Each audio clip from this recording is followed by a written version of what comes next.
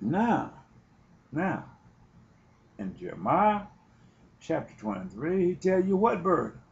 There's no burden when God sent you. He always tell you to take my words, not your word. Take my word. Let you know the revelation that he's speaking for you from to you came from him. And when you see Jeremiah chapter 1 and Ezekiel chapter 3, similar to, they spoke the same exact quotation concerning the prophet that God was sending. And they came, by the way, in the same time, where God spoke to one and God spoke to other concerning the United States of America. But when a minister comes to you, a prophet comes to you, and he's ready to deliver what God say to you, he's not a man of God. He's preaching lies and falsehood. I'm saying this because I've taken you back and showed you these parts. How can you sit and say, well, God told me in this to speak to you, tell you about the beast of Revelation, the Daniel, all of these things of Daniel, and you don't know what he said in Jeremiah chapter 1 when he said the Gentile. It's going to break forth over the whole world. Well, I'm not you talking about the Gentiles. The United States is the Gentile. Why are you not speaking concerning this matter? Why is your fear? Who is your fear and what is your dread? If you fear the devil more than you do God, you're going to do the works of Satan. If your dread is the dread Satan more than you do the word of God, he is going to be your fear and he's going to be your dread, and you're going to transgress against God because of those fears and their dread. It's simple. It's simple.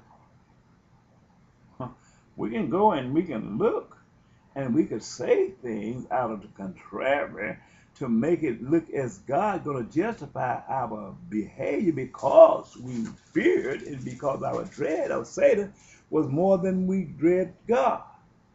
Satan is a man, embedded in a man who commits a fornication against God by creating a formula for us to transgress the law of Moses and go against innocence and destroy the innocent for the sake of the wicked. He do this.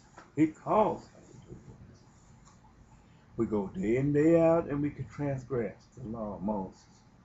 We transgress the truth. We create evil for good, and we create good for evil. We make this thing our prophecy because of our fear or because of a lack of understanding.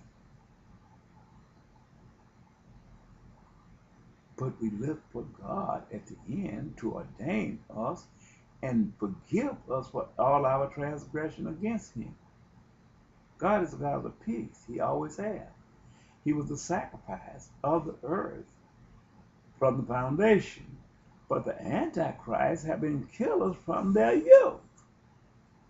It destroys the integrity of God by using the branch of the sword to destroy through lies of deception, to kill the just, to kill the innocent, and spare that which is deemed worthy of destruction. This is the way it is. We can continue to look for the answers, but the answers lies before us. We know right from wrong. We know just from injustice. We know these things. But yet, why do we transgress? Why do we transgress the law of Moses?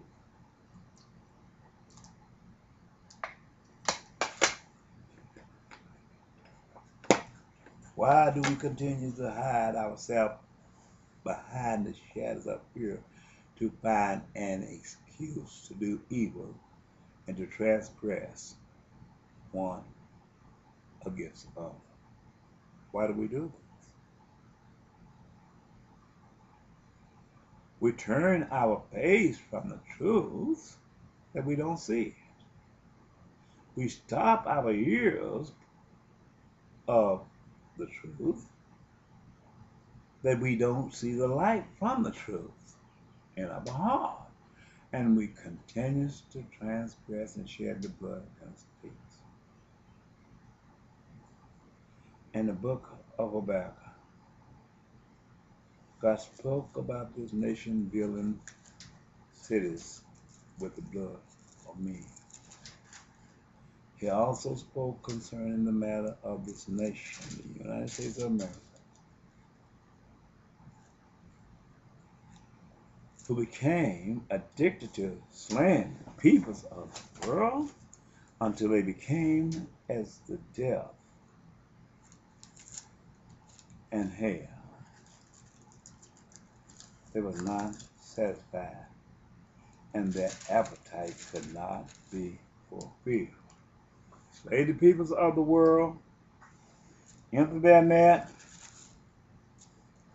go out and slay other people. This is tall order, but it's not so tall for them who seek to do right. We must have a clear heart. We must be clear in our understanding what's the requirement of God. If we are not clear what's the requirement of God, we will continue to transgress and slay the innocent people and shed the blood of them to justify our cause, and we will continue to do this and continue to do this. And when Jesus comes, he said, what will he say to me when I come?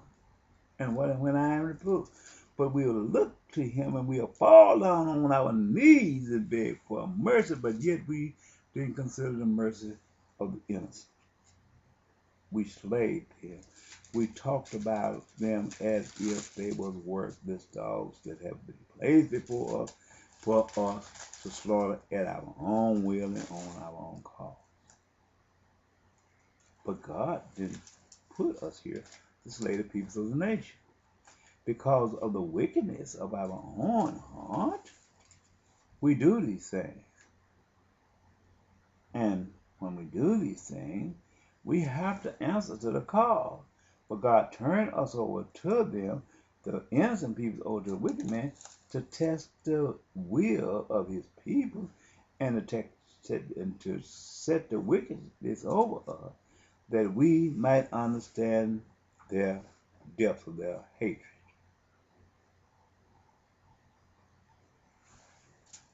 And so I'm on 23, 22nd verse, and that you know, and I will give unto thee, 22, 25. I just want to just show this because I want to show you Nebuchadnezzar. And I will give unto the Jeremiah, and I will give thee into the hands of them that seek thy life, and into the hands of them whose face thou fearest,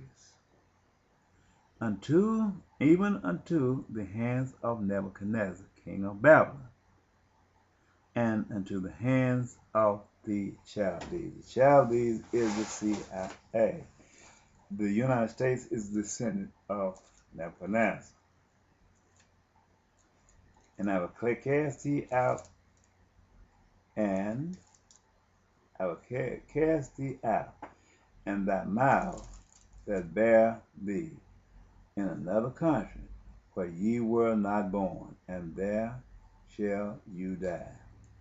But to the land whereunto they desire to return, thither shall they not return. Is the man Connor a despised broken isle? Is he a vessel wherein is no pleasure? Okay. I just had to read that part to you because it letting you know who these people are. So I decided to put this on here today and just close this